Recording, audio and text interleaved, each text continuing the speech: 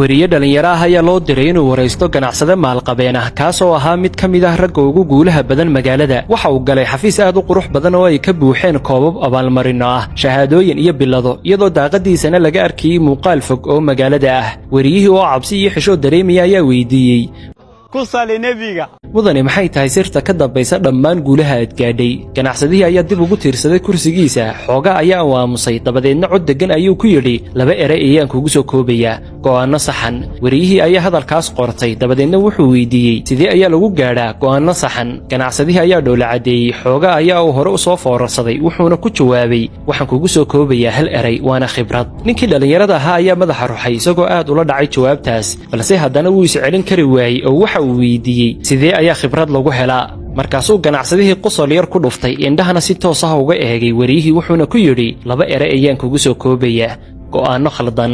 Wariyihii ayaa garwaaqsaday inaanay guushu ku saabsanayn inaad noqoto qof weligii saxsan oo qalad gelin. Waxa ay ku saabsan tahay inaad wax ka barato xanuunka iyo khaladaadka, iyo inaad guuldarrooyinka ka sii gudubto adigoo wax ka baranaya, iyo inaad khaladaadkaaga u beddesho xikmad. Waayo marmarka qaarkood doorashooyinka khaldan ayaa ku geeya meesha saxda ah ee ay ahayd inaad gaadho.